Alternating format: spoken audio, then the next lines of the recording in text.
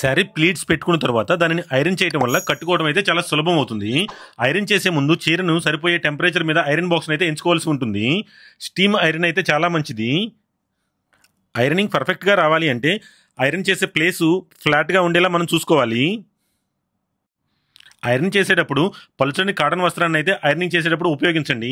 దీని ద్వారా పట్టు లేదా సిల్క్ శారీస్కి నేరుగా ఐరన్ పెట్టకుండా మనం క్లాత్తో అయితే ఐరన్ చేయడానికి చాలా సులువుగా ఉంటుంది.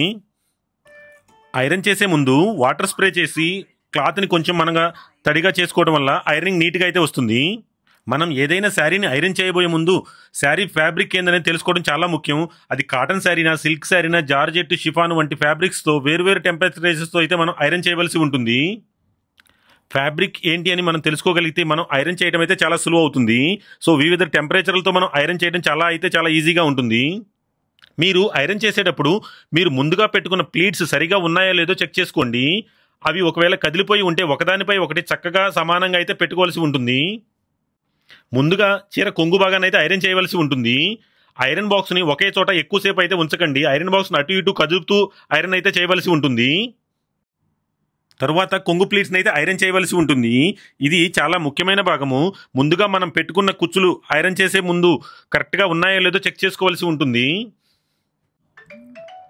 ప్రతి ప్లీట్ పార్ట్ని కవర్ చేస్తూ ఐరన్ అయితే చేయవలసి ఉంటుంది.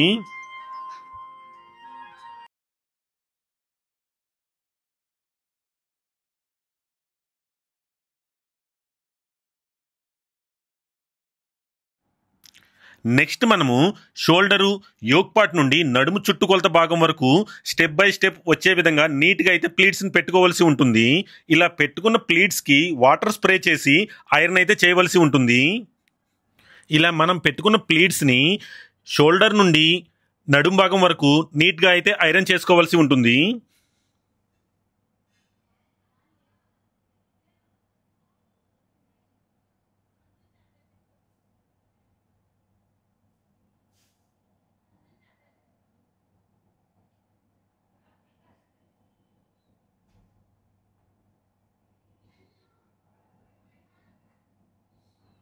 ఇలా వీడియో చూపించిన విధంగా టోటల్ శారీని అయితే మనం ప్లీట్స్ అయితే పెట్టుకుని ఐరన్ చేసుకోవాల్సి ఉంటుంది.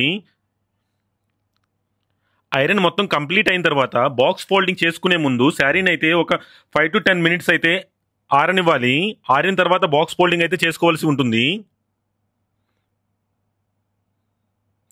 బాక్స్ ఫోల్డింగ్ చేసేటప్పుడు మనం ప్లీట్స్ని చెదిరిపోకుండా నీట్గా అయితే అరేంజ్ చేసుకుని అయితే ప్లీట్స్ చేసుకోవాల్సి ఉంటుంది.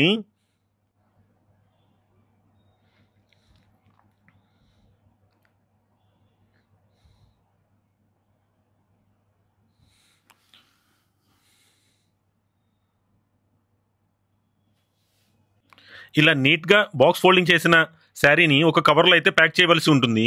నేను చెప్పిన ఈ పద్ధతులను పాటిస్తూ ప్రీ ప్లేటింగ్ అయితే సులభంగా అయితే నేర్చుకోవచ్చు. మీలో ఇంకా ఎవరికైనా ఏమైనా డౌట్స్ ఉంటే మా వాట్సాప్ నెంబర్కి అయితే కాల్ చేయగలరు. Thank you so much.